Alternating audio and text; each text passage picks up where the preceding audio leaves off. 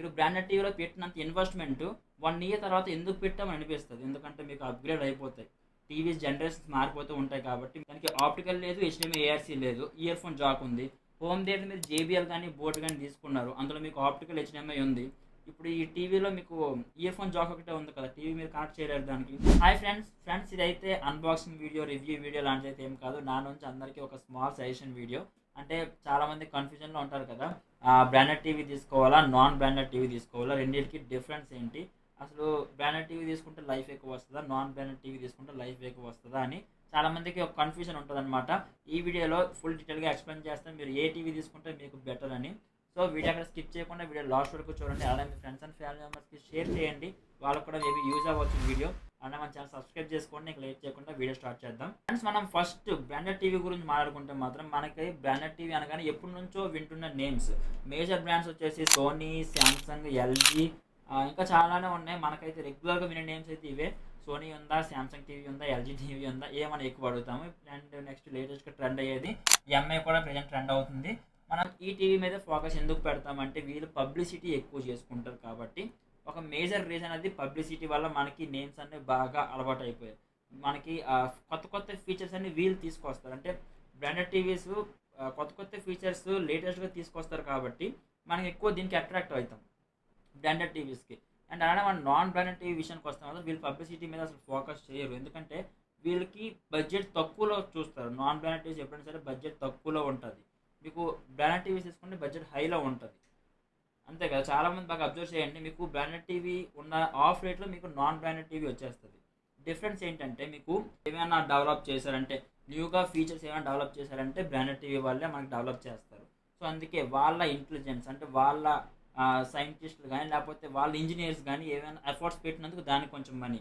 ఎందుకంటే మనకి టీవీలో స్మార్ట్ రావాలి అని ఫస్ట్ తెచ్చింది బ్రాండెడ్ టీవీస్లోని. నాన్ బ్రాండెడ్ టీవీస్లో అలాంటి ఐడియాస్ ఎవరికి రాలేదు. సో బ్రాండెడ్ టీవీస్ ఎందుకంత కాస్ట్ అంటే వాళ్ళు పెట్టిన ఎఫర్ట్స్కి కానీ ఇంజనీర్స్కి కానీ వాళ్ళ తరగతి టాలెంట్ గురించి వాళ్ళ మనీ కొంచెం దాని కొంచెం సెపరేట్ చేస్తారు కాబట్టి మనకి కాస్ట్ ఎక్కువ ఉంటుంది. ఎక్కువ ఫీచర్స్ అన్నీ బ్రాండెడ్లో ఉంటాయి. నాన్ బ్రాండెడ్ టీవీ వాళ్ళు దీన్ని కాపీ చేస్తారు. అంటే వీళ్ళకి కూడా కొంచెం మనీ పే చేసి వీళ్ళు కాపీ చేసుకుంటారు. బట్ కాకపోతే మనం ఫస్ట్ ఇందులోనే అవన్నీ విన్నాం కాబట్టి మనకి బ్రాండెడ్ టీవీ ఎక్కువ, అంతే కదా. చాలామందికి మనకి బ్రాండెడ్ టీవీలో అయితే లైఫ్ వచ్చేస్తుంది, లైఫ్ ఎక్కువ రన్ అవుతుంది అని అనుకుంటారు. అలా ఏమి ఉండదండి. మీకు లైఫ్ అయితే బ్రాండెడ్ టీవీ ఎక్కువ వస్తుంది, నాన్ బ్రాండెడ్ టీవీ తక్కువ వస్తుంది, అలాగే ఉండదు. మన యూజింగ్ బట్టి కూడా ఉంటుంది. ఇంకా చాలామంది ఏంటంటే బ్రాండెడ్ టీవీ తీసుకుంటే అసలు రిపేర్ రాదు అనుకుంటారు. అలా ఏమి ఉండదు. రిపేర్ మాత్రం పక్క ఏదైనా సరే రావాల్సిందే. ఎలక్ట్రానిక్స్ అన్న తర్వాత మీరు లక్ పైన డిపెండ్ అయి ఉంటుంది. అది మీరు 1 డేలో పోవచ్చు, లేకపోతే 1 ఇయర్ రావచ్చు, లేకపోతే 10 ఇయర్స్ రావచ్చు బ్రాండెడ్. అలాగే నాన్ బ్రాండెడ్ టీవీలో కూడా విత్ ఇన్ 1 డే రావచ్చు, లేకపోతే 10 ఇయర్స్ కూడా ఆ టీవీ వర్క్ చేసేయచ్చు. ఇది ఫస్ట్ అయితే మైండ్ నుంచి తీసేయండి. బ్రాండెడ్ టీవీ రిపేర్ రాదు అన్న థాట్ ముందు మైండ్ నుంచి తీసేయండి. ఎందుకంటే ఏ టీవీ అయినా, ఏ ఎలక్ట్రానిక్ గ్యాడ్జెట్ అయినా పక్కా రిపేర్ రావాల్సిందే. ఫర్ ఎగ్జాంపుల్ మొబైల్స్ తీసుకుంటే ఆండ్రాయిడ్ ఉంది, ఐఫోన్ ఉంది. ఐఫోన్ మీకు ఫుల్ ఆఫ్ కాస్ట్, చాలా కాస్ట్ ఉంటుంది ఐఫోన్. బట్ చాలామంది ఐఫోన్ రిపేర్ రాదని అంటారు కదా, ఎందుకంటే ఐఫోన్ గురించి సెపరేట్గా సర్వీస్ సెంటర్స్ ఉన్నాయి. ఎందుకు రిపేర్ రాకపోతే సర్వీస్ సెంటర్స్ ఎందుకు? పక్కా రిపేర్ రావాల్సిందే ఏదైనా సరే. అది మన లక్ పైన డిపెండ్ అయి ఉంటుంది. మన లక్ బాగుంటే మనం 10 రూపీస్ పెట్టి కొన్న ఐటమ్ కూడా ఇయర్స్ వర్క్ చేస్తుంది. లక్ బాగోకపోతే మనం 1000 రూపీస్ 10,000 రూపీస్ పెట్టి ఒక ఐటమ్ కొన్నా సరే విత్ ఇన్ మినిట్స్, అయితే విత్ ఇన్ సెకండ్స్లో పోతుంది. అది నేను రియల్గా చూశాను కాబట్టి చెప్తున్నాను.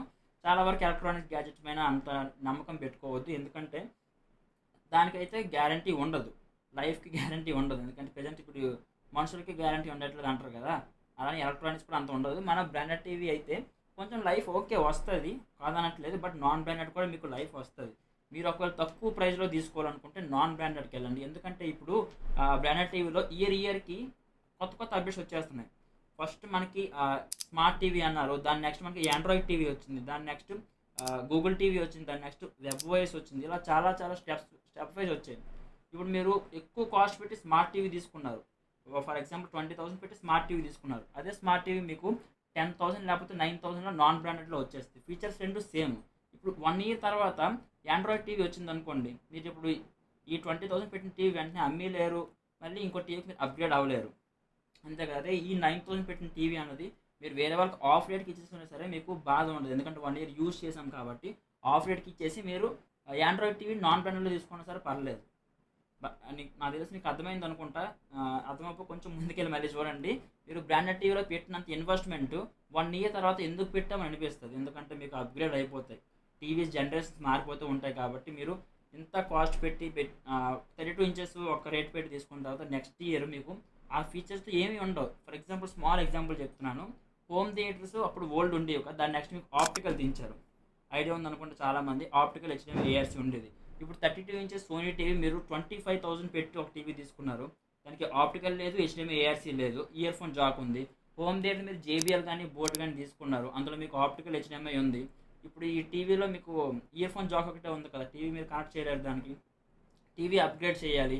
టీవీ ఇప్పటికే 25,000 పెట్టి టీవీ తీసుకున్నారు. ఇప్పుడు అప్గ్రేడ్ చేయాలంటే తక్కువ 35,000-40,000 పెట్టాలి. మీకు ఆప్షన్స్ రావాలంటే HDMI ARC కానీ ఆప్టికల్ కానీ రావాలంటే మీరు తక్కువ అంత మనీ పెట్టాలి. ఇప్పుడు 25,000 టీవీ పక్కన పడలేరు, హోమ్ థియేటర్ మరి యూజ్ చేయలేరు. అప్పుడు ఏం చేస్తారు?